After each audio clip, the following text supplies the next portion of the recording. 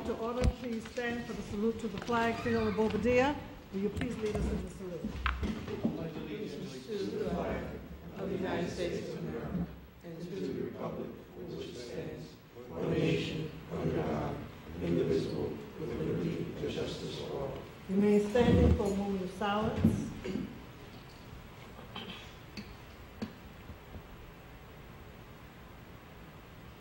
Thank you.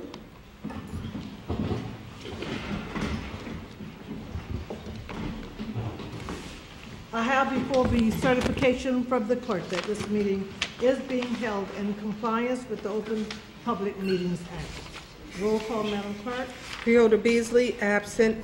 Freeholder Bobadilla. Present. Freeholder Clark. Here. Freeholder Kill, absent. Freeholder Johnson. Present. Freeholder Luciano, absent. Freeholder Owens. Present. Freeholder Vice President Sebo. Here. Freeholder President Watson. Present. Okay, Madam Clerk, are there any transcripts to be approved? Madam President, there are none. Okay, let's move to the public comment session on agenda items. If there's any member of the public who would like to comment on agenda items, please come to the microphone and state your name, affiliation, and you have a total of 3 minutes to speak. A total of 3 minutes to speak. Okay, Madam Clerk, there's no one wishing to speak on the public on agenda items. Then if there's any member of the public who would like to comment on any issue, please come to the microphone and state your name and affiliation for the record. Again, you will have 3 minutes to speak. Okay, again, Madam Clerk, there's no one to speak at this time, wishing to speak at this time. We'll move to the next item on the agenda. And Madam Clerk, do we have any topics of discussion? Madam President, yes, we have. Deborah Collins, Executive Director of the Office of Small Business Development and Affirmative Action, will present her office's third quarterly report. Will you come forward, please, Ms. Collins?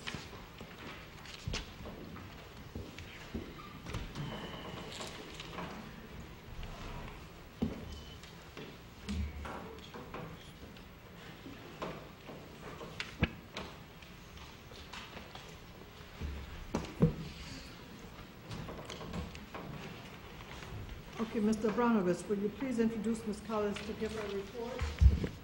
My pleasure, Madam President. Alan Abramowitz, Deputy County Administrator and Director of Human Resources. As you know, Deborah Collins is the Director of Small Business Development and Affirmative Action. She is presenting her third quarter Affirmative Action Report. Ever since the disparity study was done, we have been coming before this board to give a snapshot of the advances we've been making in trying to make the playing field level for small business, minority businesses rather. And Ms. Collins has been an advocate of this program. She has been the spearhead of this program actually, and she's here to describe what's occurred in the third quarter of 2014. Ms. Collins. Good evening, Madam President, members of the board, and members of the Board of Chosen Freeholders. For the record, I'm Deborah Collins, Director of Small Business Development and Affirmative Action for the Office of Small Business Development and Affirmative Action, and it is my pleasure to present to you this evening the third quarterly report on behalf of the County of Essex. You should have a copy before you, and I will make reference to it as I go along. We submit the instant memorandum entitled the Third Quarterly Report of the Essex County Office of Small Business Development and Affirmative Action, and in order to report to you our accomplishments over the period June 12, 2014 through September 17, 2014. As you know, because I've appeared before you on many other occasions, what we attempt to do is document the county's spend among small, woman-owned, and minority business enterprises. We also document our outreach efforts targeting the aforementioned groups, including lesbian, gay, bisexual, transgender business enterprises. These efforts include events such as seminars, training programs, and workshops. In addition, at the behest of our counterparts in the private sector and at the federal, state, and local governmental levels, we participate in external events. The incident report further documents the purchase orders for goods and services that these business owners have provided to the county during the applicable period. We calculate the overall private contract dollar amount for the quarter and the portion of it that went to our target population. Last but not least, we provide a description of the goods and services that the county has procured through its purchasing and procurement processes. In addition to the foregoing, the report also sets forth major public works subcontracting activity for which the federal government subscribes or aspirational goals. From time to time, the county will also set aspirational goals on other projects. Overall, our objective is to ensure that the county's procurement policies and procedures are fair and even-handedly applied as to small, woman-owned, minority, and LGBT business enterprises. The numbers are as follows. In the third quarter of 2014, the county spent $27,591,047.35 in private contract dollars. Small, woman-owned, and minority business enterprises overall received $5,352,229.40, or 19.40% of the total spend. The breakdown by business classification is as follows. Small business enterprises received $2,310,825.57, or 8.38%. Minority business enterprises received $822,123.46, or 2.98%. And women-owned business enterprises received $3,478,011.61, or 12.61% of the total spend. The Shoga Group, a WBE, received the largest contract award this quarter. It was in the amount of $1,552,000. There's an error there. That should be $552,532.71 for the demolition of the county's Public Works building in Verona, New Jersey. Cedar Construction Corporation, a MWBE, SBE, was awarded a contract in the amount of $478,018 for the Waususing Park Lighting Improvement Project in Newark. Among contractors that fall into the single category of SBEs, Foggia Trinity Electric, LLC, received a contract in the amount of $220,000 for rehabilitation of intersections as needed. And as you know, we set forth a listing of the approved contracts for the applicable period at Appendix A. This quarter, the average contract dollar amount for purchase orders was under the bid threshold was $5,298.75. We continue to work with the Department of Public Works in order to monitor subcontracting activity, particularly on projects for which the county receives federal funds, such as the South Orange Avenue Traffic Operational and Roadway Improvement Project. As we've noted in previous reports, the County of Essex received funding from the Federal Highway Administration to make roadway improvements to South Orange Avenue, beginning in the township of Millburn and extending through the townships of Maplewood and South Orange. This federal funding resulted in a contract award in the amount of $25,915,389.50 to New Prince Concrete Construction Company, Incorporated, NSBE, to perform the work. Thus, the Federal Highway Administration assigned a 12% DBE goal, and we explained to you that DBE stands for Disadvantaged Business Enterprise, to this particular project. And according to the data that we have received to date from our Public Works colleagues, the DBE participation on this project is currently 15.47%, so we have in fact exceeded the goal. To date, DBE contractors have received a total of $4,008,498.50 in subcontract awards. Among the DBE subcontractors, MV Contracting received the largest contract in the amount of $2,636,930 to install concrete retaining walls and curbs. If you turn to Appendix B, you will see an actual subcontractor log detailing this information. This quarter, we continue to explore ways to broaden our outreach and deepen our relationships with organizations that attract women, LGBT, and minority business owners.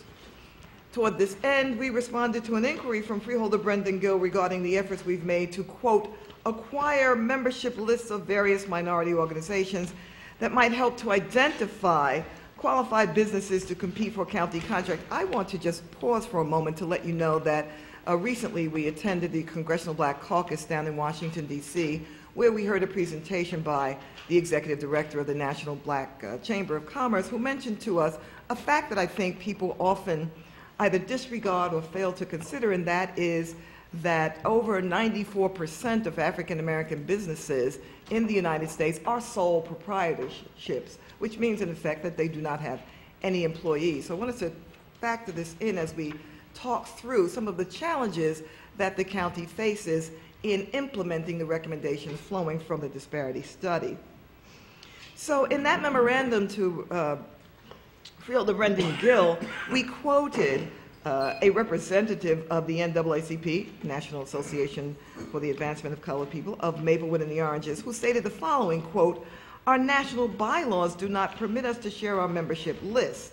Our membership list remains under the strict control of our unit secretary. However, if there's information that the freeholders wish to share, we can accommodate snail mail distribution. We will be capable of email distribution in the coming weeks. I actually decided to take this particular extract out of the memorandum to share with you once again that the challenge we face is that many private organizations, fraternal, business organizations, and the like simply do not share their membership list. But what we have decided to do is reach out to the leaders of each of these respective organizations in order to get them to share information of a relevant or pertinent nature about the work that we're doing with their members. As to technological progress, with respect to this quarter, we have searched the Google Analytics records, which show that for the period June 12th through September 17th, 493 users viewed our website, www.ecbizcenter.com, 1,556 times. So we're getting a lot of traffic via the internet. As you can see, it's quite a lot of traffic for one quarter. And that, in essence, is, I think, certainly indicative of the importance of the Biz Center and the resources that it provides. Further, 25.3% of the users were new visitors, while 74.7% were returning visitors. We actually have taken this information for you and made it Appendix C, so you can review it at your own leisure. In addition, a total of 17 new business enterprises registered to do business with the County of Essex. 8 of these registered electronically through the website, and the remainder registered at actual events that we attended, either sponsored by ourselves or external organizations. While we are pleased with the sure but steady growth, we will continue to explore ways to conduct outreach which will yield greater results. With respect to initiating outreach to individuals, groups, and organizations in order to expand our network of small women and minority business owners, on June 20th, we stepped outside of the borders of Essex County to attend an event that was hosted by the United States Senator Cory Booker and designer and chief executive officer Tory Burch in Hudson County. The response was overwhelming from a group of women-owned businesses, individuals who were there representing women-owned businesses. And for us, the value was, in fact, networking not only among established businesses or going concerns, but among startups as well, who of course need the resources that we provide through the Biz Center. One of the most important seminars we held this quarter was an overview of surety bonding. And time again, we get the question from the public, what if you're an ex-offender? Can you qualify for bonding? Are you bondable? Well, there was a time when you simply would not be eligible for bonding, but we are finding now that certain companies are taking a closer look, and some of the factors that determine bondability are security held in collateral, having someone co-sign for the contractor, and money invested in the company. So this is good news indeed. In the area of necessary certifications, we continue to offer the 30-hour Occupational Safety and Health Administration outreach training.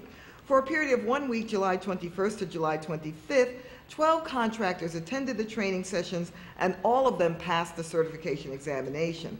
Going forward, however, we're going to focus on the OSHA 8 outreach training programs because this is a certification that's necessary for laborers who wish to do any work on major public works projects. On July 10th, 2014, we participated as exhibitors at a conference hosted by the Institute for Entrepreneurial Leadership, EIFEL, at the Rutgers University Business School in Newark, New Jersey. The Next Level conference featured workshops and a culinary competition showcasing the talents of local caterers.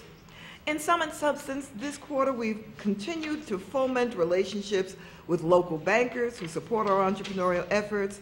Our ultimate goal, though, is to ensure that there are many different avenues for our business owners to pursue access to capital and opportunity as we continue putting Essex County first. This concludes our report. I would be happy to take any questions you may have at this time.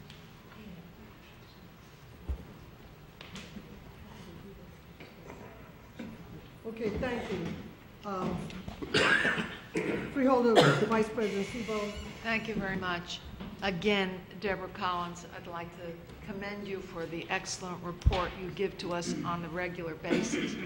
And I've had the opportunity to attend many of the seminars that Deborah Collins conducts, where the contractors are present, the bidding process is reviewed, and I think it's been an extremely beneficial outreach that you provide to people who wish to do business. And I've really enjoyed going myself and learning. So thank you so much for the great work that you do. It is our pleasure, and I would like to thank my staff. I think the hardest working people in the county. They actually do a yo person's job, each of them. Samuel, as better known as Wes Coleman, and Tammy Marshall. Samuel is, of course, our compliance manager, and without his assistance, we would not be able to produce such a fine report for you each quarter. Now, I will not have another opportunity to tell you about an upcoming event, so I'd like to do so at this time. On November 13th, we will be hosting a seminar entitled Angel Investing, the Real Shark Tank. So if you, like me, happen to be a Shark Tank aficionado, I watch the program without fail, you'll want to be there to hear from a business owner who actually sold an IT business and has started another one, a relatively young person in his 30s, who will talk about how to get people to invest in your idea in order to help it grow. So we already have 51 people signed up for this event. It'll be held at McClune's, and I'll get you some flyers. It's going to be very, very exciting. That's called Angel Investing. And thank you, Freeholder Sebo, for your consistent support of our events. We always look forward to seeing you there. I know the business owners appreciate when you and Madam President show up, and others of the freeholders just come in support of the work that we're doing to show them that, in fact, we haven't given up on them and we are doing everything we possibly can to level the playing field for them. So thank you once again. Well, the seminars are truly excellent, and I look forward to the next one. Thank you. Very good. Freeholder Owens, I know you had your meeting, your affirmative action meeting. Do you have any comments to make from that meeting? Yes, Madam Chair. I'd also like to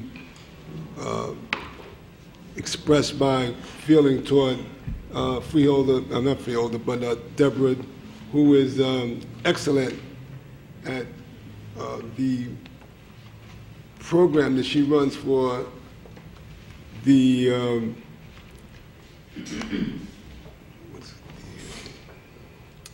Small business. I'm sorry, I'm having a senior moment. I have them myself. I fully understand. But Deborah Collins does a great job in helping minorities and to getting into business and showing them and teaching them how and what they need to do to form and have a business.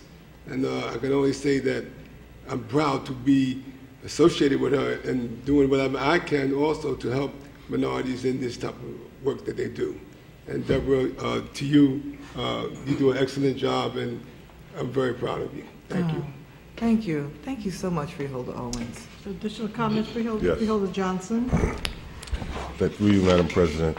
Deborah, I'd just like to say your professionalism is very outstanding. With the things that you've come up with some of the conferences you came up with some of the things, the innovative things you have came up with to get people engaged in what we have going here in the county has been remarkable. And I tip my hat to you and your department. Thank you. Thank you, Freeholder Johnson, for all of your support as well. Okay. No further comments, freeholders, questions? Ms. Collins, just let me thank you for your thorough and informative report. As always, I've said many times before, I believe you and your staff do a fantastic job, and you're doing all you can to move us closer to the goals of the disparity study, and we thank you for that. We all know there's still much more to do, but I want you to know that we appreciate all of your efforts. And we want to thank you for being here tonight. Again, the report was very informative, and we look forward to your next quarterly report. Although I won't be here, but I'm sure the freeholders that's here look forward to hearing you make your presentation of your next quarterly report. Madam So again, President, thank you. if I never get another opportunity to say so, please allow me to express my undying devotion, gratitude, admiration for the work you have done on behalf of the county. Your leadership has been absolutely exemplary. You're a tough act to follow, I know that, and even though you may not be sitting there before me the next time I appear, I know that you will be supportive of our efforts wherever you may be. So I thank you and the other freeholders as well who will be leaving. And on an unrelated note, but I cannot let this evening go by without saying thank you once again for allowing the Montclair Alumni Chapter of Delta Sigma Theta Incorporated to honor you during Delta Days in Essex County. It was for us a magnificent event, and we shall never forget it, nor you for all that you've done for the County of Essex. I was so honored that you guys felt that you would honor me the way you did on that day, and it will remain in my heart forever. So that was really a special honor on that day from the Deltas, and you let them know I appreciate it very much. I will do so. Thank you. Thank you again. Good night. Okay, we'll move on, Madam Clerk, and we'll start with Resolution 1. Madam President, would you like me to read it? Yes, you can read. We're going to take 1, 2, 3. I'm sorry, 1, 2, 4, and 4 together. Okay. You can read it.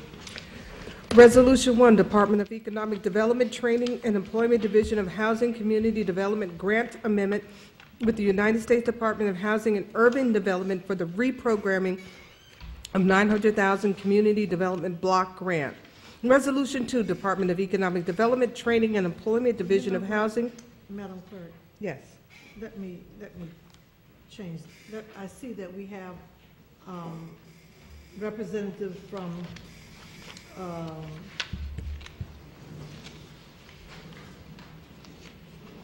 is that the representative from the Health Benefits Insurance? Madam President, Very good. yes. Yes, let's do this, and we'll come back to one. Let's go to the addendum. I don't want to have them to sit through this. Okay. And we'll take them first. Okay. So, Madam Clerk, if you would just read Resolution 32 into the record. Yes, Madam President. Resolution number 32. Department of Administration and Finance, Office of Human Resources, approval of various health benefits insurance plans rate for 2015 and authorization for the county executive to execute a contract between the County of Essex and Aetna Life Insurance Company. Amount not to exceed $86,684,559. Okay, very good. Mr. Bronovich, you want to explain the resolution? Yes, thank you, Madam President. And, we appreciate it that you take this as an added starter. It's something we don't normally like to do, but because of the time sensitivity of open enrollment, which is impending in November, we felt that it was important to get this before the board this evening. As you know, we come before you every year to renew our health benefits. We had a Health Benefits Committee meeting this afternoon, which I went over some of these issues I'm going to talk about again this evening. What I'm handing out right now is a review of what we did this afternoon to kind of give you where we are as far as the health benefits process. I also have with me representatives from our partner broker, Connor Strong and Buckaloo, and also from Aetna, who will be the company that we're proposing this evening. So they'll be also able to answer some questions you have or add to this discussion. But what I'd like to do is I passed out a packet that we went over this afternoon, and the health benefits enrollment is important. The re-enrollment process is important, but we have to remember that this is probably one of the largest budget items we have during the entire calendar year, so it's very important when we're talking about an $86 million spend. So I'd like to take some time to go over how we got to that point, if I may. Back in July, our partners, Connor Strong and Buckaloo, went for an RFP process to put out for the 2015 renewal. Yes, we start that soon ahead of time. We examined the claims information from the previous year, and that's the basis of what will drive the cost of health benefits. We decided to stay with Aetna for 2015 after a long examination of the process. There was one other company, Cigna, who did put a bid in this year, and it was a competitive bid. But at the end of the day, it seemed like Aetna had the best price and a product that we're familiar with. As far as the products are concerned, that's where the handout will help you. There is a comparison of the products offered for 2015 to our employees. Now, you're talking about a plan that is going to cover 3,600 employees plus approximately 1,800 retirees, so it's important that everyone knows the type of benefits they have and use it to the best of their ability. The plans that we're offering are the Choice POS, the POS with dental, traditional, the HMO, and the POS 15. Most people are familiar with the first three. The POS Choice is a $5 copay when you go to the doctor. It's an open network, open access. If you go out of network, it's a $100 deductible, 80% reimbursement. POS with dental is the same $5 copay when you go to the doctor in network. However, the out-of-network benefit is a $1,000 deductible, 60% reimbursement. So the difference is there. It also has a dental plan attached. Those two plans right there account for about 90% or more of our active employees' enrollment. Those are the two most popular plans. When we get into this discussion a little further on and talk about the cost to the employee, you'll see why these plans are more popular than some of the other plans, like traditional. The next page that I have for you is the budget. This is what actually we're going to propose for spend for 2015 versus 2014. The increase in premium that is being proposed before this Freeholder Board this evening is a 6.4% increase over the 2014 premium rates. That means the employee themselves, because of Chapter 78, will be paying 6.4% more for the health benefits on January 1st than they are right now. Okay. If you look budgetarily, we're asking for $86,765,072.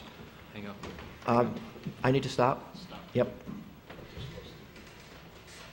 We have Carol. Make sure we have a quorum. Freeholder Clark's here. For 2015, we're proposing $86,765,072. In 2014, the actual spend we're figuring on is $83,961,116. That's a difference of an increase of $2,803,956, which actually is a budgetary increase of 3.3%. So if you factor in what the premium increase of 6.4% is and the budget increase of 3.3%, we're confident that this is the best plan that we can have for economically and both for the program itself. We were starting out, and I know my friends in Connor Strong will tell you this when they get up there, we started out in the low 20s as a renewal rate, and through their effort and through some business decisions by Aetna, and also some interesting conversations with the county executive, to put it that mildly, we were able to come down to 6.4%. So we are pleased. Obviously, we would like to come in flat if we could, but in these economic times, this is not as bad as it could have been, if that's a term that we can use. So another thing driving the decrease in the budget is also more employees have opted out of health benefits. We offered to opt out 2 years ago where employees can choose not to take health benefits, and we give them a stipend to do so. Say they have health benefits through a spouse or another job, a second job, they can opt out of health benefits. That saves us, for putting them into our plan. They save the premium, and we give them a stipend to do so as well. We have almost 300 employees who have done that in 2014. We're expecting that to grow. Also, the Chapter 78 ruling that came in effect in 2011, where employees are paying more and more towards their health benefits, that money that we're getting goes back into our budget for health benefits. So both of those things have kind of mitigated the increases for 2015. Okay. Freeholder, let's do this. Mr. McInerney is not here, but he expressed, gave information to us that he have been working with the administration throughout the negotiations, and he was comfortable with the dollar amount that we will be voting on this evening. So, Mr. Polyvecchio, do you have any additional comments to make at this time? Yes, I can. Although not the budget guru that Mr. McInerney is, I did sit next to him during the committee's meeting, so by osmosis, some of his powers and intellect seeped into my brain.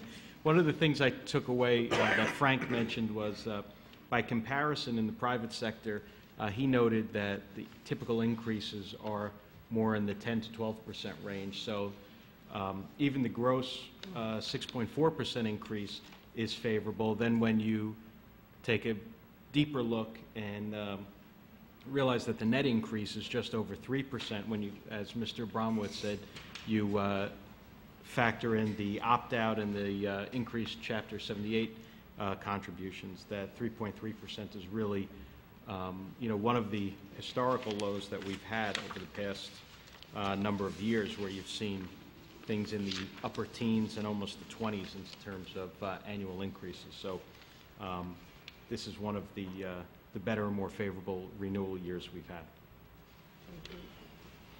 Mr. Bromwitz, since we have a representative from Connor Strong, do you want to have them to come up if they have any additional information to share with the freeholders at this time? Yes, Madam President. I'd like to bring up Connor Strong first to start, if they may.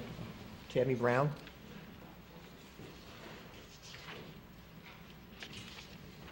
Tammy Brown, representing Connor Strong and Buckaloo. Good evening, Madam President and members of the Chelsea Freeholder Board. It's again my distinct honor and pleasure to come before you this evening to talk about the 2015 renewal process. And my compliments to my colleague, Mr. Abramowitz, because he actually did a very good consulting job when he talked about what we went through for the budget this year. So my commendation, Mr. Abramowitz. Thank you. When we're looking at how we build the rate increase for 2015, we start with the claims data. And you all have heard me say that in the past when we talk about claims, loss ratios, and things of that nature. Could you speak directly into the mic? Okay, I thought my colleague was going to stand next to me. That's why I was standing aside. This is Renee Boyko from Connor Strong and Buckaloo. And just talk directly into the mic. Okay. One of the things that I came before you and explained last year is that we were concerned about the escalating loss ratios that were driven by increased claims costs for members of the county. And we talked a little bit about Aetna's programs. They have a program called a Flex Model program. And what that program does, it is allows them to kind of have a purview into the high-level claimants that are in the population. They look at folks that have high-level claims, and they try to proactively manage the care of those claims and direct those members to lower-cost providers and procedures. And what we are pleased to report is that the loss ratios this year, as compared to the loss ratios last year, were down almost 10%. So the average rate increases in the marketplace, and I absolutely agree with your comments, the comments that were made in your earlier session, we're seeing rate increases on average of about 10 to 12%. The gross increase of 6.4% that Mr. Abramowitz mentioned, I want to make the point that 3.5% of that increase is attributable to healthcare reform, the Patient Protection Accountability Care Act. There are three components that are driving that. The first component is the smaller component, which about $20,000 of the budget numbers that Mr. Abramowitz shares goes towards research. The second piece of that is a reinsurance fee. So for all the folks that were not previously in the healthcare system, that healthcare reform now allows for folks to come in and purchase insurance through the exchange, some feel that those folks that were not previously subjected to insurance through their employer bring an additional risk to the health population, and that those costs would go up. There's a value to that as well. That's about $400,000 of that increase that we talked about. The lion's share in the third piece is the most critical piece, and that's called the health insurer fee. Bless you. And when we talk about folks going on the exchange that may not be able to afford the premiums, there is a subsidy that some members of our society are entitled to because of their income. $2 million of that $5 million increase is the value of that health insurer fee. Bless you. So again, looking at the gross increase of 6.4%, I do want to make the point that 50% of that increase is attributable to healthcare reform. Mr. Abramowitz mentioned that we went through a marketing effort because we have to do our due diligence because we want to ensure that the county is partnered with the right vendor. So we went out to the market. Several vendors could not administer the unique plan design that the county has. Other vendors did not have the network match. That was significant to us. So we look at financials and we look at network match. The one player that was able to come up with rates that were comparable, we felt that the provider match might have caused some challenges, but more importantly, we went back to Aetna and we asked them to give us a second-year rate cap on the rate levels that we had for 2015, which we felt through the efforts of Mr. Abramowitz and his team and assistance from the county executive that we were able to get a rate cap of 12.5% for 2016, which most vendors are not doing, so my compliments to Aetna for entertaining and approving that request that we made. The only other thing that I will mention is that when we look at the conditions in the population, I talked about the medical loss ratios looking quite favorably. The pharmacy loss ratios are running excessively high and have been for the last 18 months. And in looking at the type of prescriptions that county members are getting, we're seeing that there's an increase in specialty meds. When we look at the medical data, we're seeing a high prevalence of cancer conditions, heart disease, musculoskeletal conditions, and we're finding that that's being married now to the higher claim costs on the pharmacy. The pharmacy loss ratios are running at about 30% higher than we would like them to run. And what we've identified is that there are certain claimants in the population that are taking prescription drugs for hepatitis C. Hepatitis C drugs are quite costly. One pill costs $1,000. One cost of treatment is $84,000. The county spend for pharmacy is about $13 million. And there are 12 claimants in the population.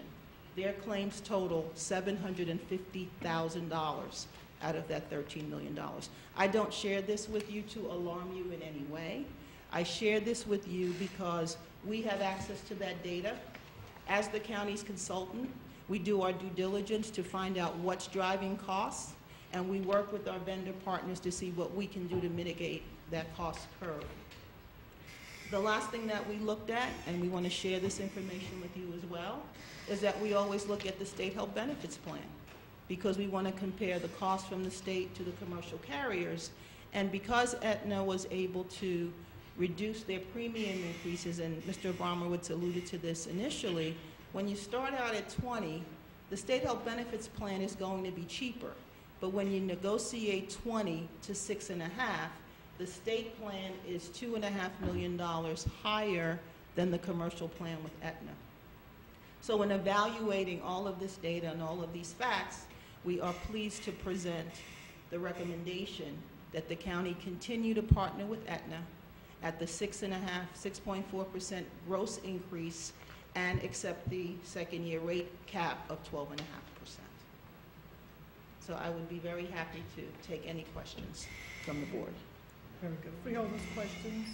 Freeholder Clark? I listened as intently as I possibly could. Speaking of like, And Could you speak into the mic, oh, Freeholder? okay. I listened as intently as I possibly could.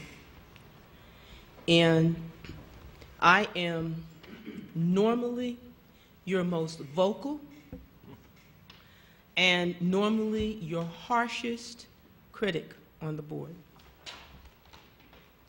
But tonight, finally, I think you get a kudo.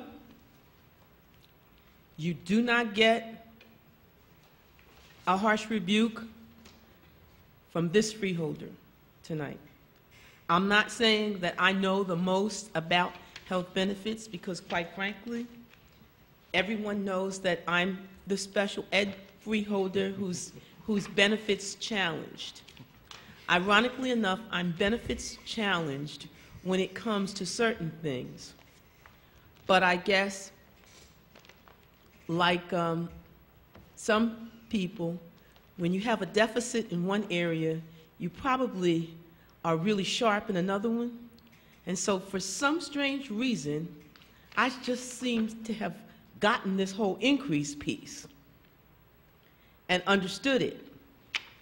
And that's why I was always so upset with the numbers. I understood the loss ratio concept, but I was still upset with the numbers because I felt that companies that we deal with, like such as the Aetna or others, had to understand the constraints that we as government legislators were under.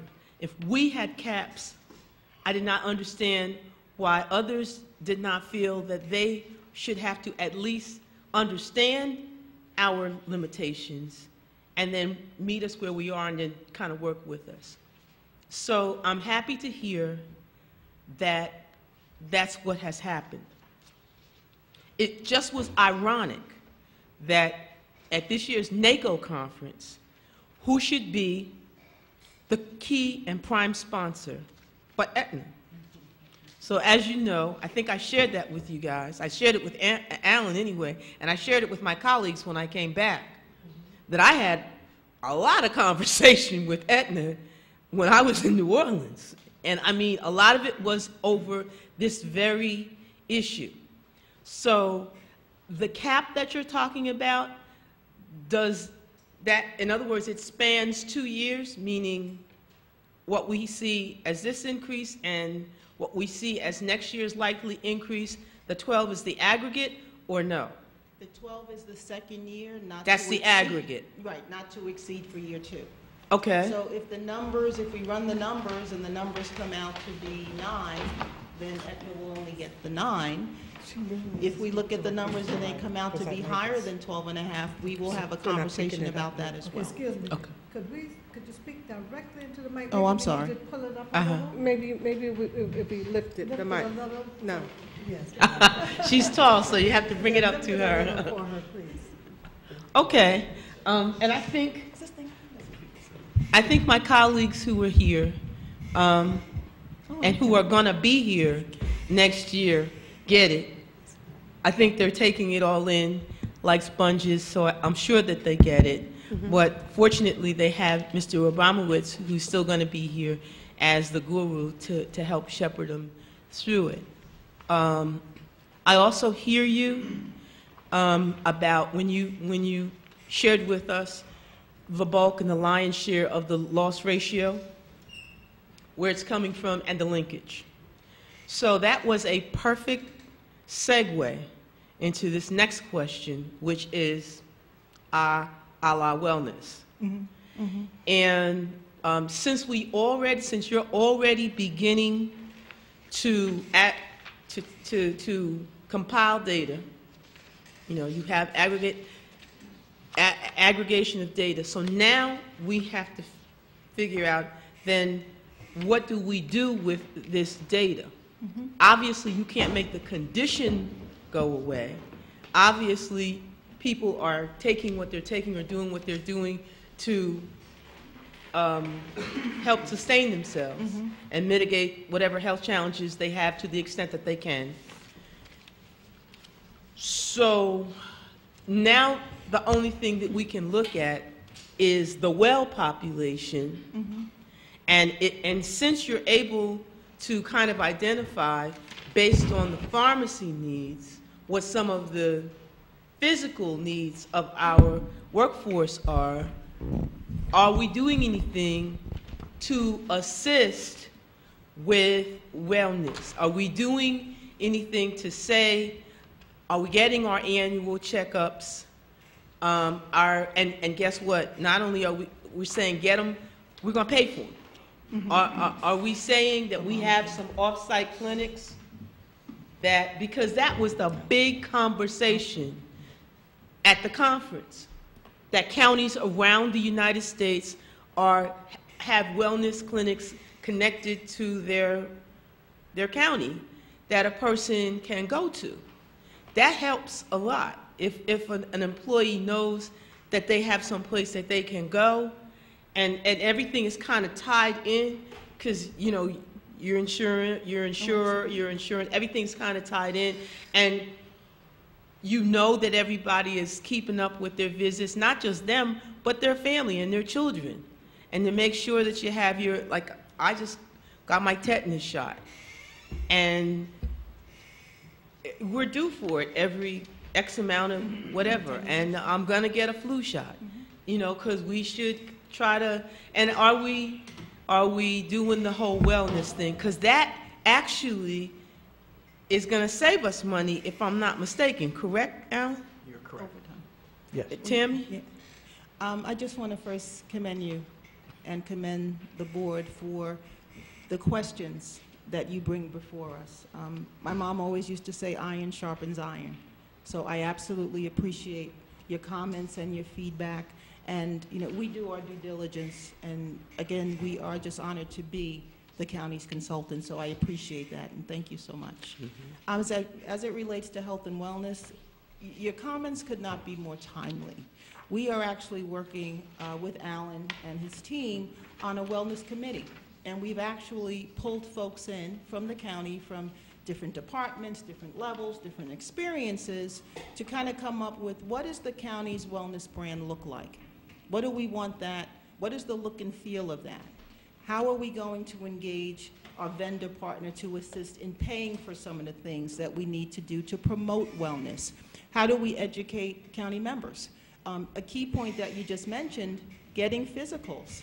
You know, as a result of PPACA, everyone can get an annual physical without a copayment. Do people know that? Some do, some don't. So it's about starting off and educating folks about knowing your numbers, knowing what you need to do to, you know, what are your health conditions? What should the numbers be? What does an AC1 test reading mean? A lot of folks don't really know that. So what we're starting with is, I think the committee might have met about 3 times, Freeholder Clark, and we have a brand, we have a logo, we have a credo, so we're starting off on that journey. The challenge will be getting the message out, to have folks take ownership and accountability for their health. Yes. A lot of folks don't. Yes. And I think the only time people do that is when they have some sort of catastrophic situation happen to them. Mm-hmm. So to your point, there are folks on a certain continuum. We want to catch the folks that are healthy now so that they don't develop the high claims down the road. We have the high claimants now. We can identify all of them. We know every one. But we want to get those folks that are just on the beginning of that curve before they get to the point where we have, you know, $300,000, $400,000 claims. The other piece is that the county is currently in a fully insured arrangement. So when the claims go up, the insurer takes the risk. We've talked for years about taking the county back to a self-funded platform. And that $2 million health insurer fee I mentioned goes away in a self-funded environment, which is a pretty big deal.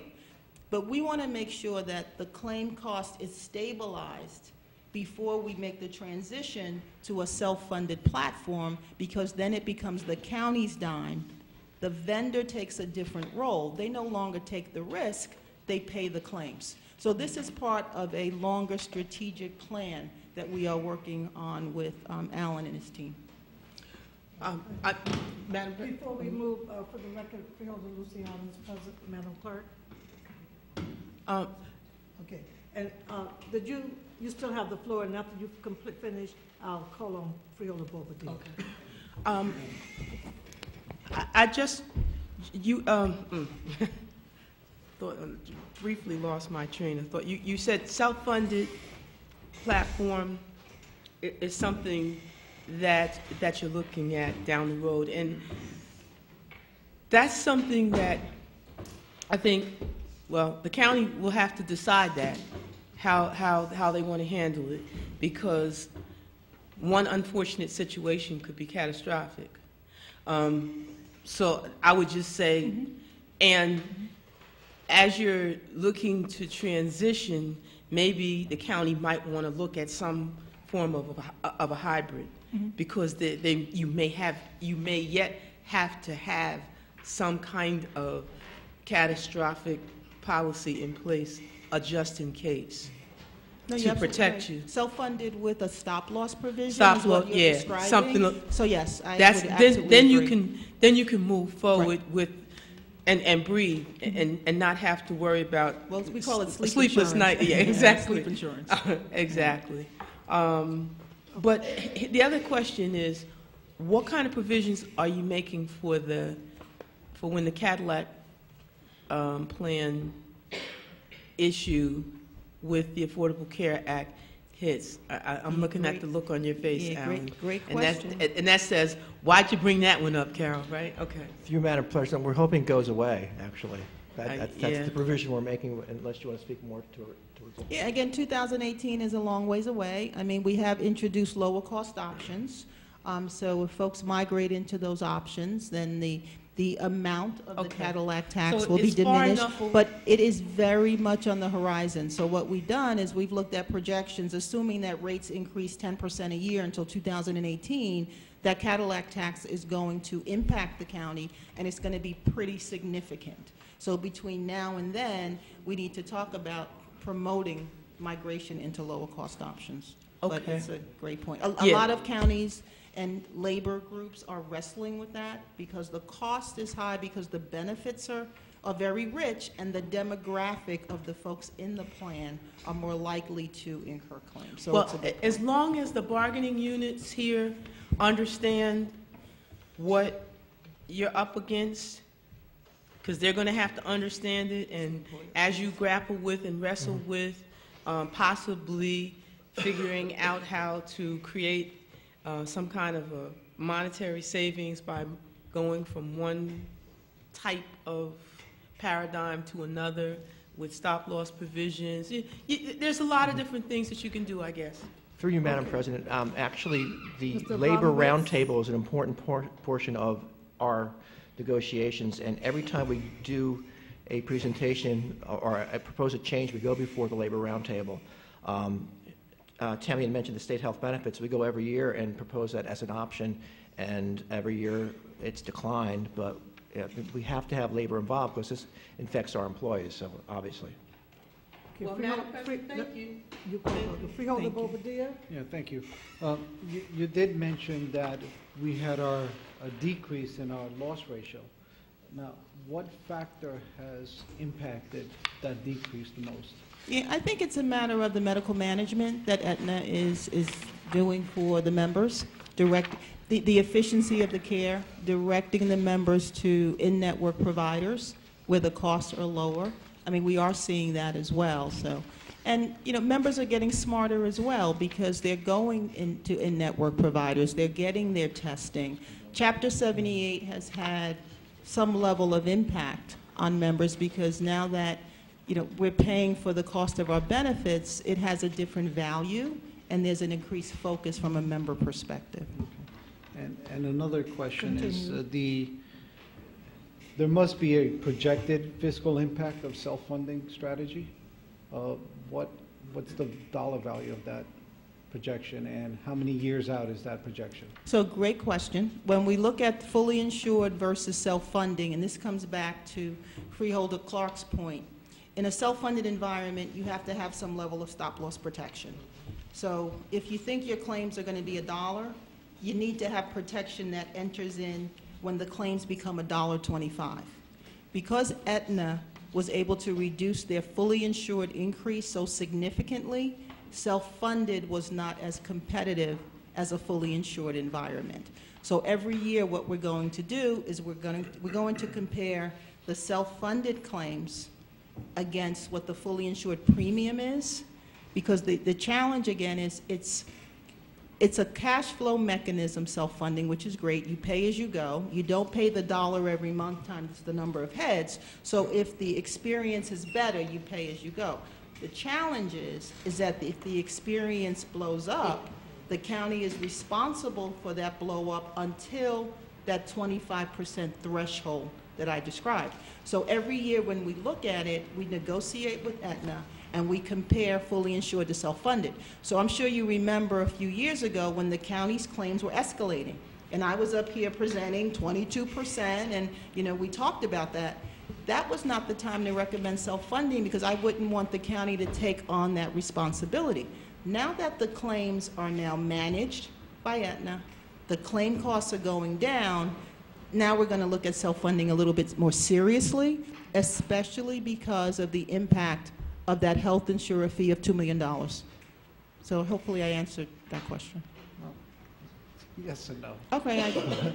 But, How could I answer? What is well, your specific question? I was looking for a fiscal impact, so I was looking for a dollar amount. And, I mean, I'm hearing it like it's being evaluated and analyzed year to year, rather than having a strategy as a 5-year program out, something like that. Yeah, I'd love to be able to do that.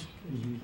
The county members are getting older. Mm-hmm. We have Sovaldi claims in the utilization. We have cancer claims in the utilization.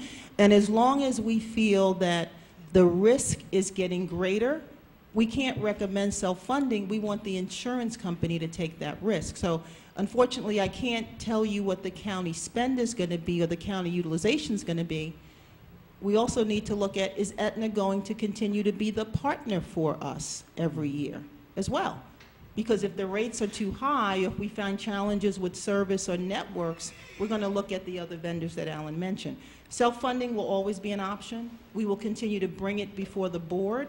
But again, the utilization of the county is going to determine whether or not self-funding is a feasible option. And for 2015, we did not think that was a feasible option. My last question, and I'll be brief. Last time you were here, I was kind of a critic of the wellness budget that the county had attached. I'm not sure if you remember that. Right. Did we increase the wellness budget for this period? It's still $50,000, correct? It's $50,000. Okay. Well, yeah, I just want to go on the record that if we wanted to create, a greater impact, that's a budget that needs to be increased, because we all know that preventive healthcare management and preventative measures can save us a lot of money, and we have healthier employers at the same time. Yeah, I mean, being healthy costs money, right? If you go to the supermarket, you get fast food for $1. You go to a health food store, it's more expensive, so it's the same concept. So we certainly agree with that as well. Okay, thank you. You're welcome. Thank you, Madam President. Okay, do we have additional questions, comments, freeholders? None? Okay.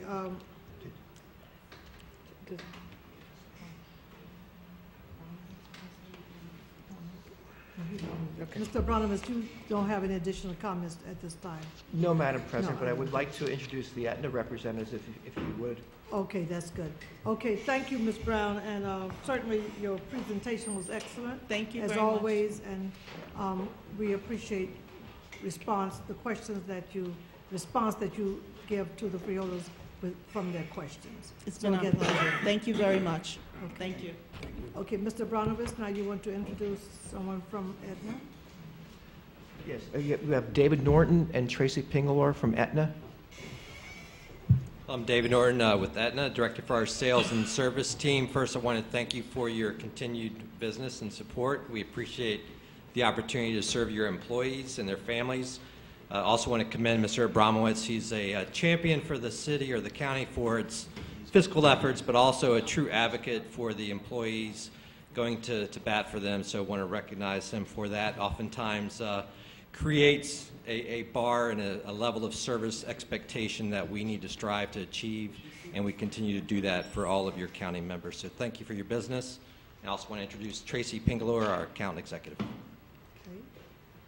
Great. Thank you again for having us, and thank you again for your business. We really do appreciate it, and we'd be more than happy to answer any other questions that you might have. So. Okay, freeholders, we'll start with, I just have all the questions on this side. So, okay, since I had you last, freeholder over there, we'll go back to Freeholder Clark and come back to Okay, you. thank you. Freeholder Clark. Okay, I actually didn't have a question. Okay. I have, it's a comment.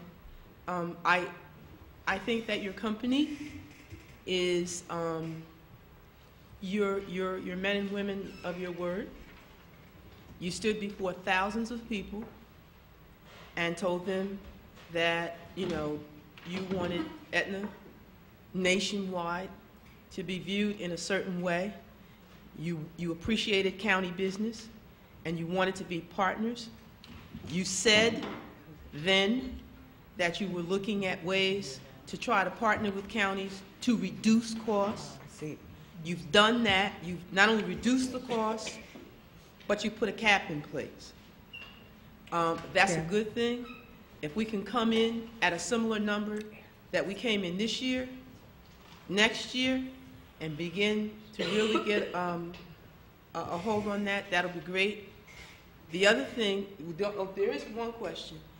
But one of the things that corporately you shared with all of the counties this year was that, you know, there is obviously some kind of a conversation between Aetna and I guess the Hill in terms of the Affordable Care Act, how it's implemented and the like.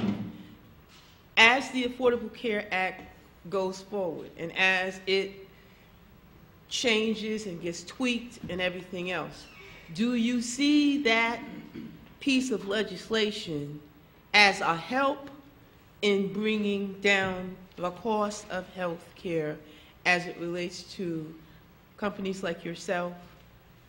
How would you answer that question? So I do feel, hopefully, the way that everything is put in place with the way the healthcare reform and PPACA is in place, that we do reduce those costs and we do bring wellness in and people go get their physicals, as Tammy was saying, and that helps to mitigate those high claimants that we have. So we're hoping that does happen through this process and that people are accessing care in the right locations at the right times too. So. Thank you. Yeah. And to build on that, the one thing that I would say that really is outside of the Affordable Care Act, but something that our industry and Aetna believes strongly in, is how we partner with the healthcare industry.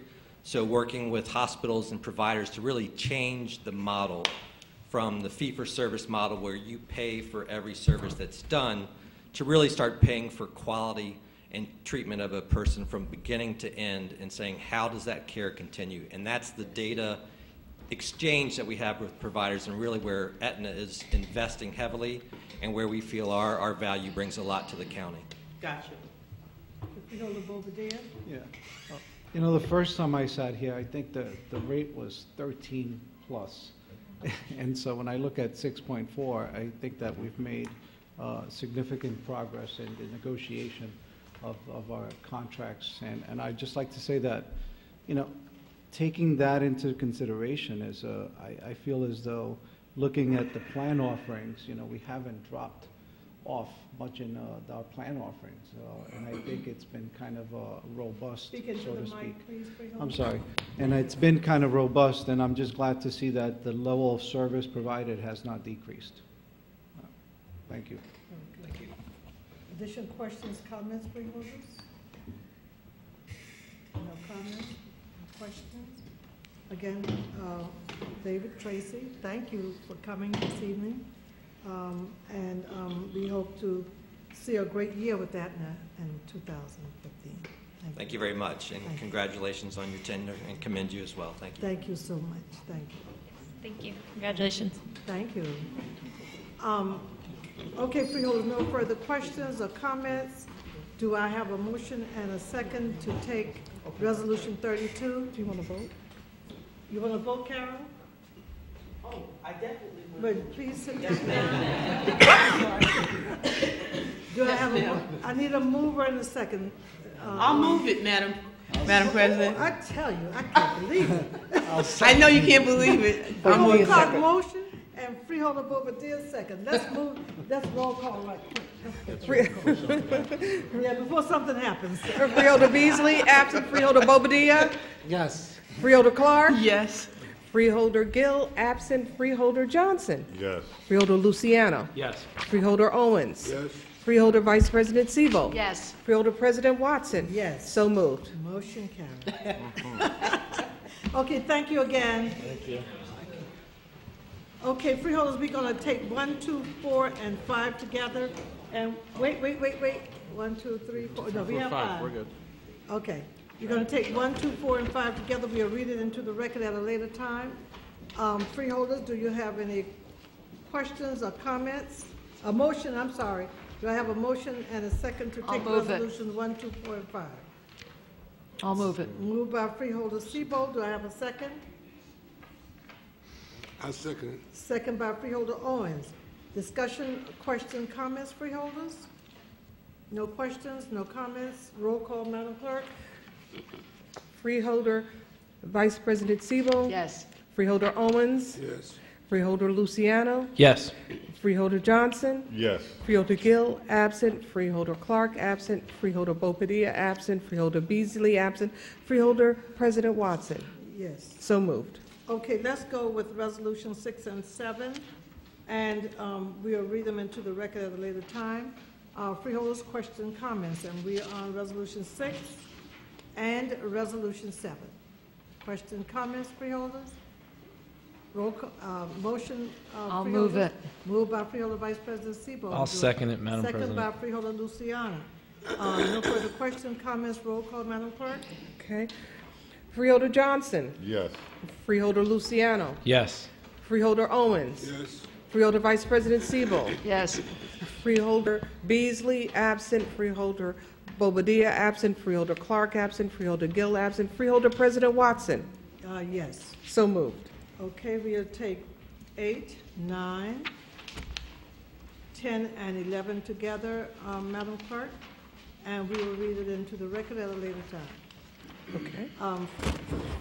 Freeholders, do you have any questions or comments? And we take in Resolution 8, question, comments. 9, 10, and 11. I have a mover and a second, right, Madam Clerk? No, Madam President. I don't. Do I have a mover and a second to take resolutions 8, 9, 10, and 11? I'll move it. Moved by Freeholder Owens. Do I have a second? I'll second. Second by Freeholder Johnson.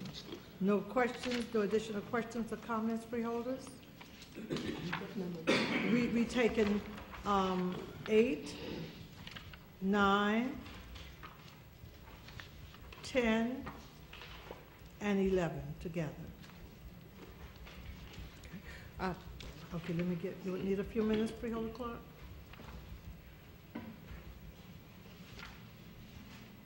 You good? Okay, roll call, Madam Clerk. Vice President Siebel. Yes. Freeholder Owens.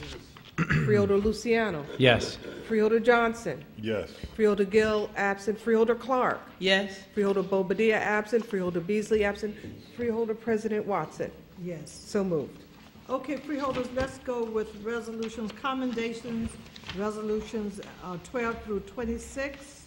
So move. And 28 through 31. Am I correct? Yes. So, Okay, we did. so moved by Freeholder Clark. Do I have a second? Do I have a second? Second, Madam President. Second, Freeholder Luciano. We taking resolution 12 through 26 and Yes. 28 through 31. Yeah. Oh, you're yes, right. and we'll read the resolutions into the record at a later time. These are all resolution commendations. Roll call, Madam Clerk. Freeholder Beasley absent, Freeholder Bobadilla absent, No, Freeholder Ms. Gill Clark. gonna read it. Yes. Freeholder Gill absent, Freeholder Johnson. Yes. Freeholder Luciano. Yes. Freeholder Owens. Freeholder Vice President Sebo. Yes. Freeholder President Watson. Yes. So moved. Okay, Madam Clerk, we addressed the added starter early on in the meeting. Yes, Madam So President. let's move to report of board committees. No committee reports? Well, Yes, Freeholder Clark, didn't you have, no, actually, we didn't? what my committee is going to, well, just to report out from the Finance Committee as a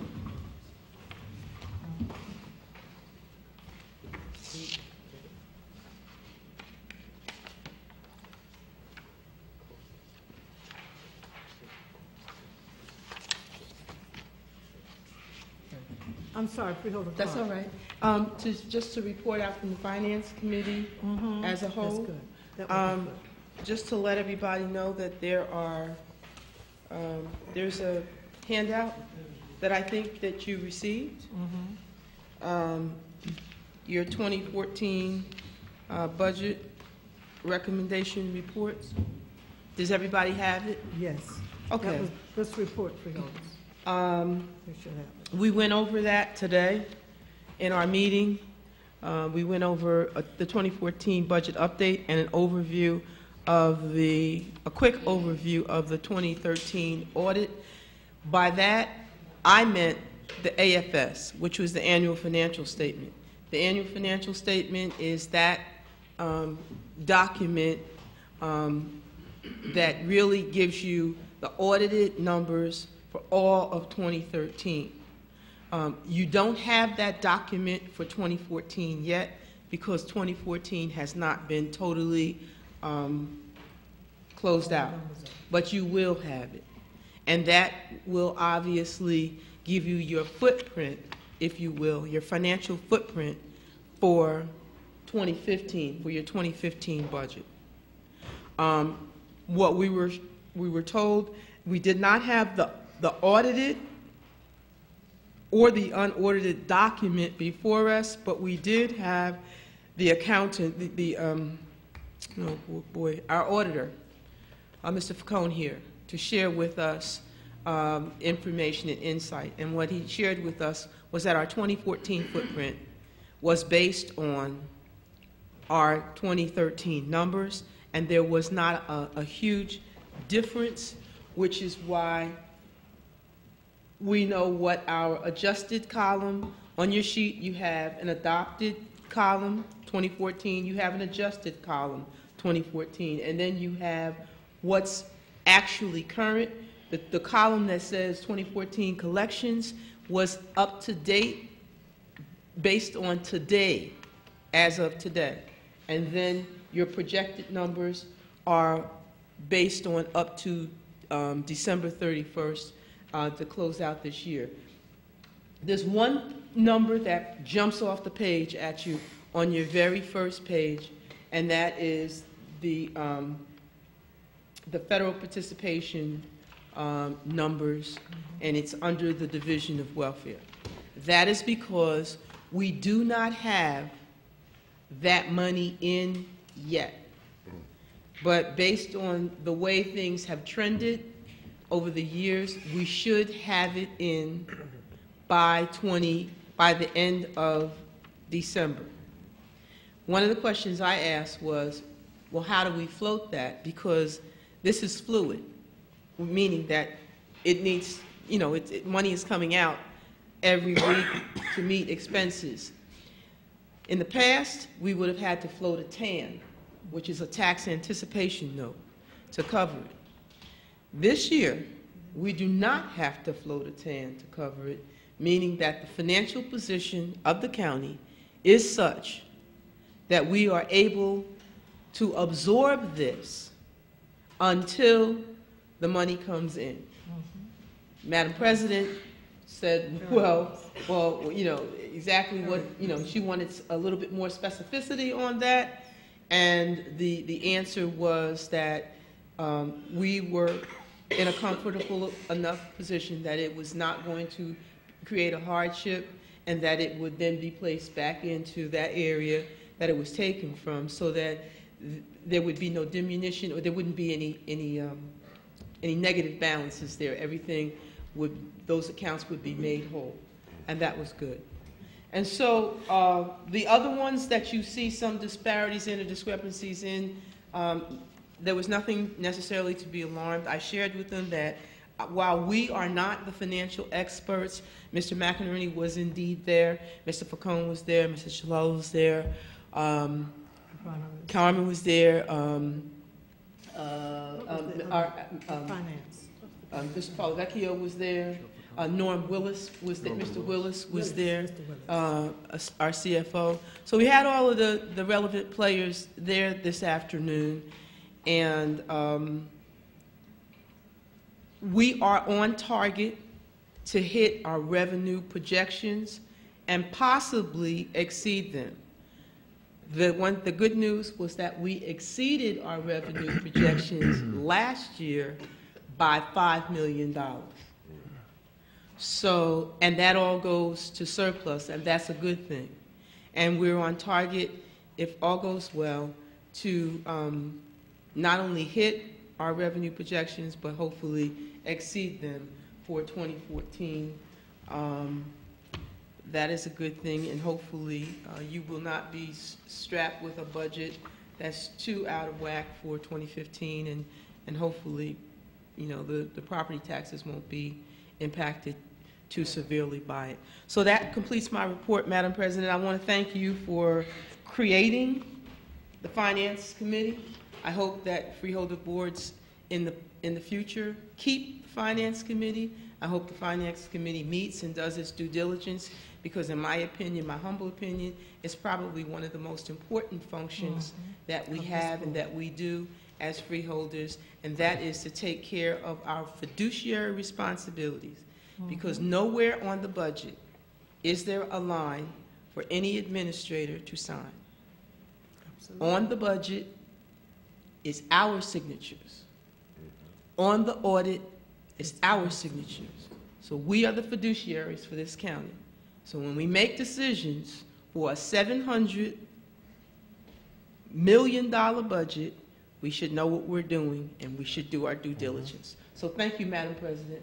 I don't know what you want to add. And just let me thank you, Freeholder Clark.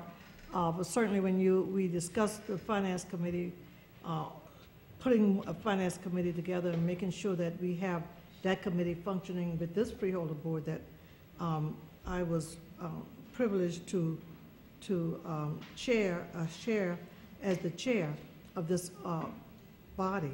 I thought that it was certainly necessary for us to make sure that we have a Finance Committee.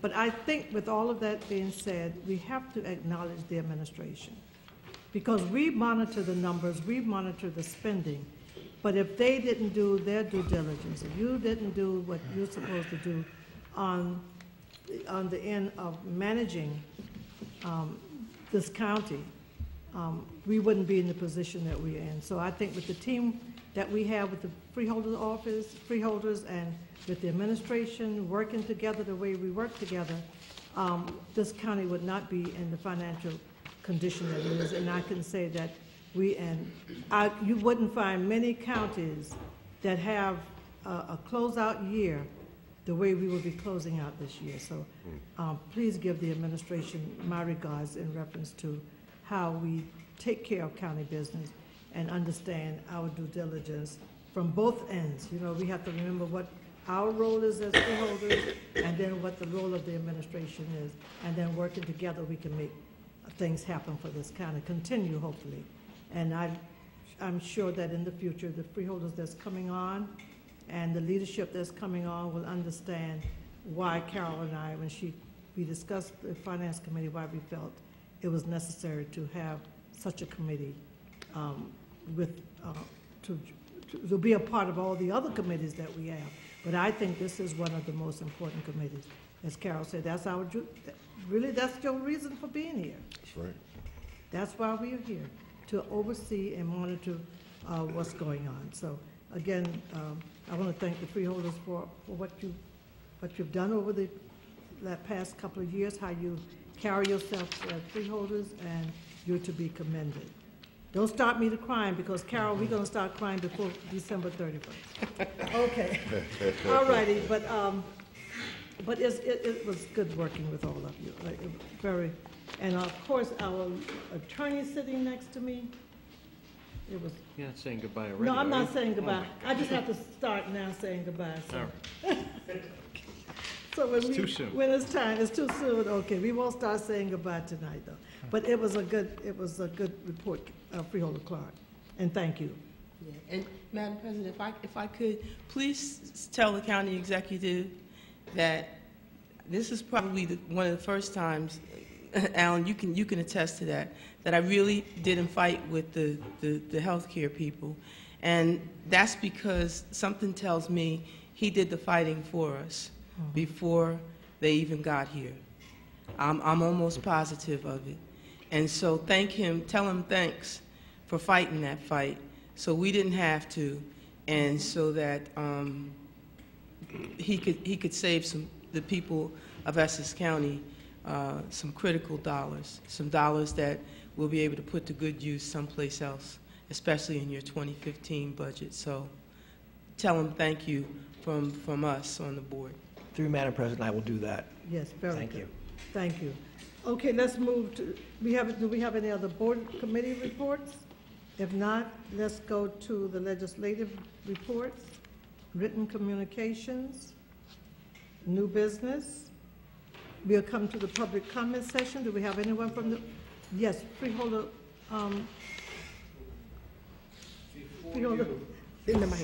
Bobadilla. Before you proceed, can I just record my vote in the affirmative? Yes. While I was out for the resolutions. Which resolutions again? We went 1 through 11. Was it resolution 10, 11? 8, 9, 10, and 11? I think he was out before that. Yeah. When did you go out? Do you remember? 2 to 11. So we voted on 1, 2, 4, and 5. You was here then? No. Could you tell me when the freeholder leave the room? 1 through You 11. were here from 1 through 5. Yeah. So He I need. was here from 1 through 5. Yeah. So 6 through 11. Correct. Okay, 6 through 11. And he was here for 12 through 13. Okay, in the affirmative. Okay, do we have anyone from the public who would like to speak? Please come to the microphone, state your name and affiliation, and you have 3 minutes to speak. Good evening. Good evening. Madam President, chosen freeholders, Douglas Freeman, Southwater 44th District Leader of Newark. First, I would like to come before you, Madam President, and thank you on behalf of the community, because we received some feedback for the Code Blue initiative for the homeless. They came to your board in March speaking about how we can help the homeless during the cold weathers. And some of the people from the community want to thank you. And as their spokesperson today, thank you for all your hard work in helping our homeless. Now I want to speak about the shootings. We came here last year, and your office and the freeholders helped us in the city of Newark dealing with these shootings. Now it has reached a level where our community in Newark and Irvington is like a war zone. 50-year-old citizens are being shot multiple times. A 15-month-old child who hasn't even lived yet is no longer here from Irvington. Through you, Madam Chair, I'm asking that we can come up to do something about these domestic terrorists that are in our neighborhood who are getting these bullets from people who have license to purchase bullets. And the guns are illegal, that we know. And these bullets are being purchased legally and then sold illegally because someone with a permit can buy any type of bullets that they want, no matter if they own that gun or not. And this is something that we need to deal with because the Constitution does not say you have the right to buy any type of bullets or multiple bullets that you want. Yeah, it says the guns, but not the bullets. Thank you. Okay, thank you for your comments.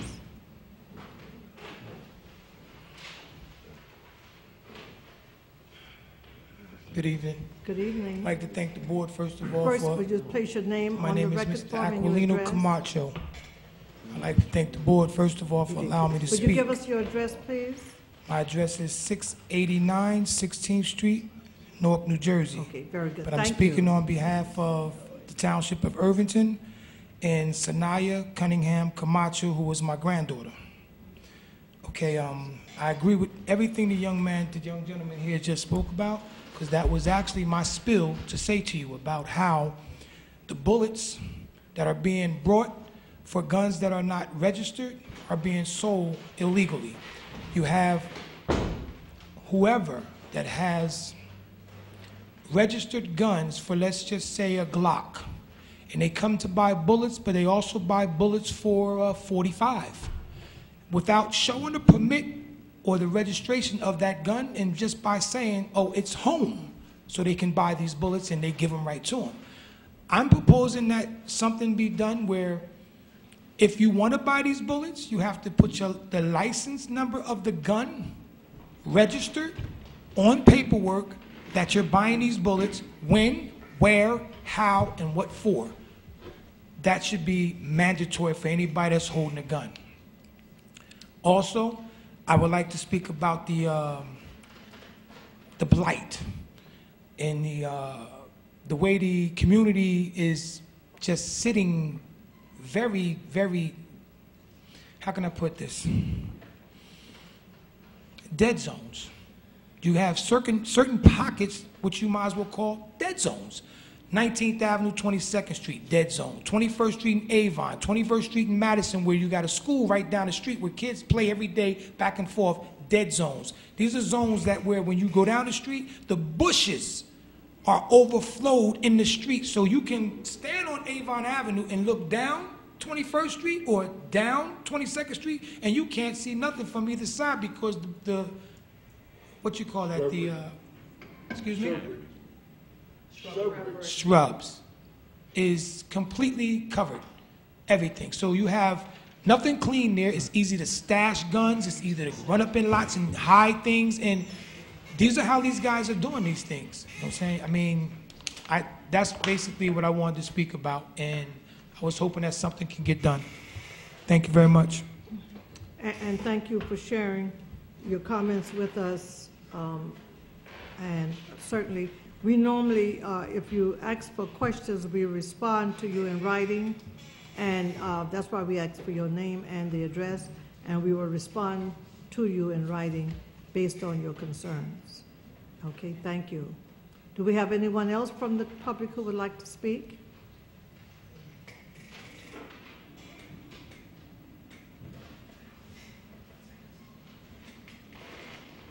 And will you state your name and your address and affiliation, and you have 3 minutes to speak. My name is Demetrius Camacho. I am the uncle to Sanai Cunningham Camacho.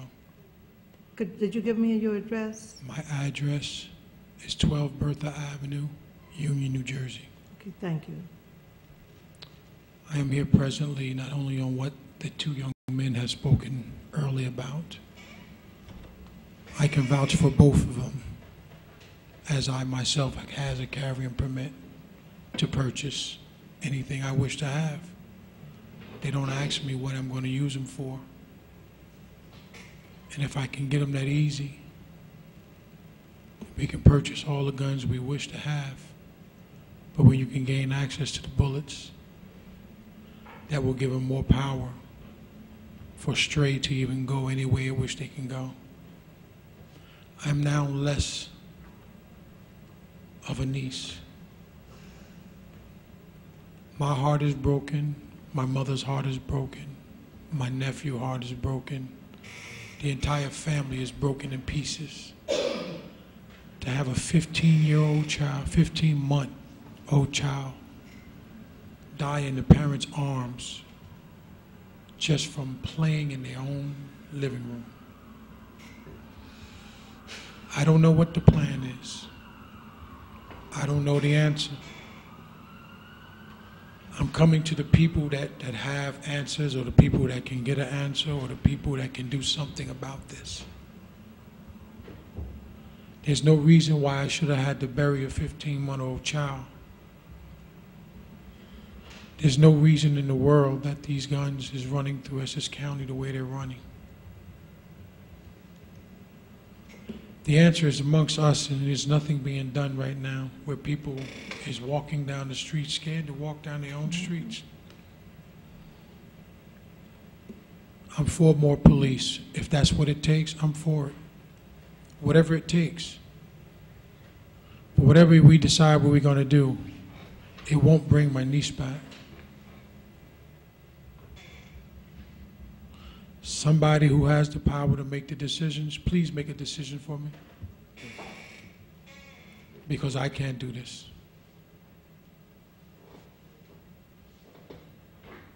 The parents could not be here because they're still distorted, both. They called me up and said, we can't make it. We wish not to sit there and continually talking about my daughter and both of them. So they asked me to come and speak to you guys about it. If there's anything that you guys can do for them as the parents, right now they're sitting on Route 21 in a hotel, have no place to go. No place to go and no child. Whatever you guys can do for them, please get in contact with his grandfather or myself. It's a shame that you had to bury him, didn't have no place to go, no place to be. And then they were told that once the finances for where who's holding them in the hotel is over, they can't help them no more. What do we do from there? I'm signing off. Demetrius Camacho. Okay, again, certainly the family have our condolence and sympathy, and we, as always, this board, we respond to all constituents that come before this board.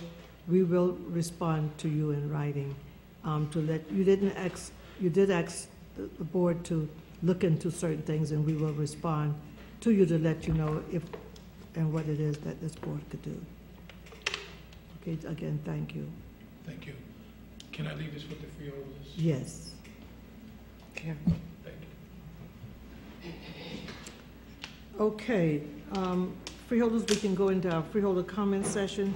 And at this time, if you wish to make any comments that you heard from the public, or you could make any other comments that you have.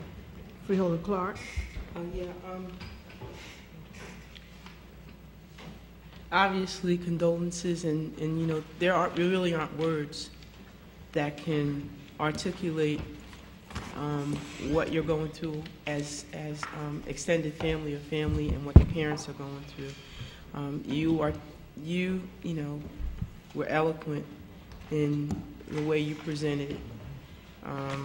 I don't know what, if anything, this board can do jurisdictionally, but certainly I know we'll look into whatever assistance, you know, we can provide, and certainly perhaps if nothing more than to send a letter, you know, asking for stronger gun control legislation, just more in that area. But I know it's something that'll be on our radar screen, and certainly in our thought process, because you decided to come and bring it to us. So thank you for that. Madam President, I Freeholder also Clark. want to thank the administration for calling a meeting of the healthcare and first responders to address something that I asked that we pull together last week. The only thing I would like for you to do is for you to brief the board on that meeting that was held this week with first responders, hospital personnel, and the like, relative to health challenges that may present themselves. From what I gather, Newark Airport has begun its screenings and has, detected what it has detected. There was one false alarm that was reported on News 12, and I say false alarm because once it was reported, because it was in my town, I reached out to try to get clarification, and it was not a positive reading. It turned out to be a negative reading, but I think that Essex County should be at the ready.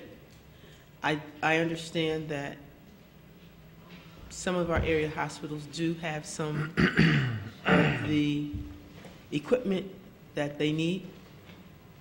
I just would love for the board to be briefed, for us to be briefed on where we're at in terms of our preparedness and our readiness, particularly for, our area hospitals. Okay, so whatever you were able to glean, Mr. Abramowitz, from that meeting that you had, would you please share that with members of the board? Yes, sir. I appreciate it. Thank you. Yes, of course. Okay, very good. No further questions or comments, freeholders? Yes, freeholder Bobadilla. As we wrap up the month, we understand that we've been observance of breast cancer awareness. And, I just want to encourage all the women out there to really go get that mammography screening test, the exam. It is something that should not be taken lightly. It is something that could be of minimal cost, if no cost at all. And also during this month, we're in observation of domestic violence. And I just want to point out the statistics is that 1 in every 4 women during her lifetime will experience some sort of domestic violence. 20 to 24-year-olds are at the greatest risk of that violence. And children who witness these violence acts are more likely to have behavioral problems and abuse their own children to some extent, or their partners when they grow older. So there are resources that we have through the county, Family Justice Center, and even for children, we have Winona's House. And I just want to encourage people to not remain silent. You will continuously be a victim if you remain silent, and the cycle needs to be broken, and it takes a tremendous amount of courage to get there. But life is very bleak if you don't take that step. And so I just want to encourage everybody to take that step. Okay, thank you. Thank you again, Freeholder Bobadilla, for your comment and suggestion to women around this county and outside of the counties.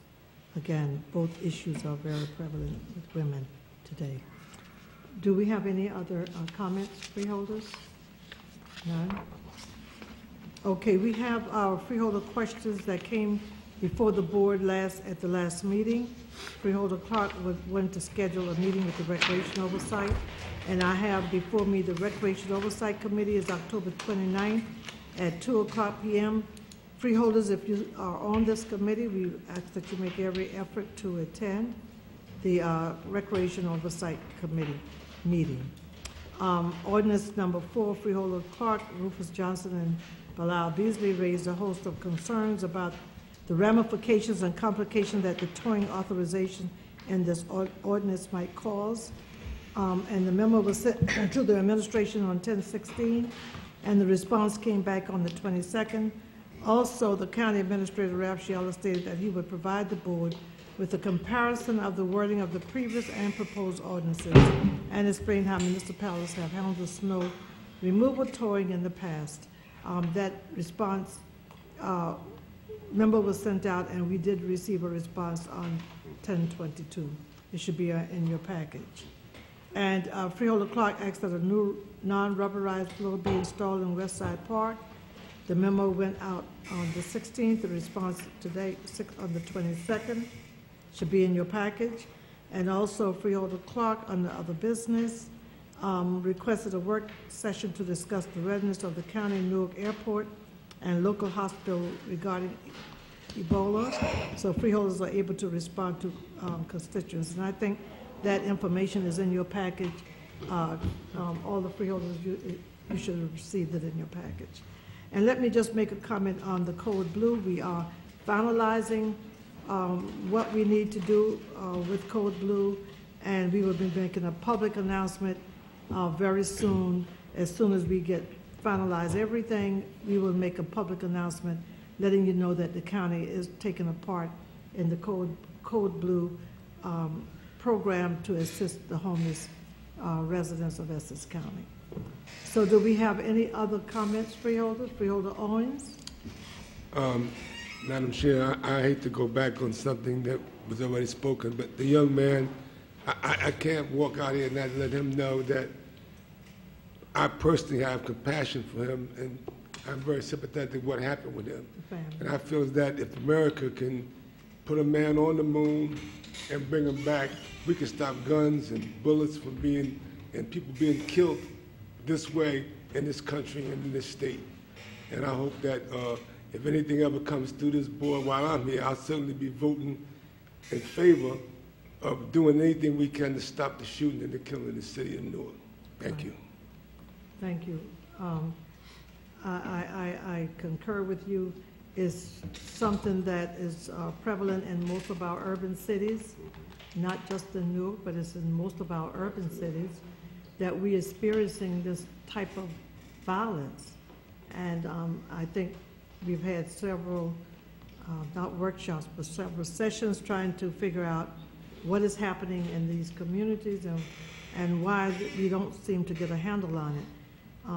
But whatever it takes, I'm sure our municipalities in Essex County and along with the county, I think they have not a program, but they have a group of law enforcement that they're meeting now from the very top with the law enforcement with Newark, Irvington, the county, and the prosecutor's office. I think they're meeting trying to find ways to resolve the issues that we live in each and every day, because I'm in Newark, so I understand exactly what you mean. I hear it every day, I see it every day, and it's just heartbreaking to know that you don't know if you leave out of your house to go to the corner store that you're going to be able to come back. And definitely something needs to be done, and it goes beyond just the county and the city. I think it's a federal problem, issue that we need to start dealing with from the federal level. I recall when President Clinton came into office, and things were really bad, almost as bad as it is today, but he found a way to put money in the county budget and city budgets to address the problem.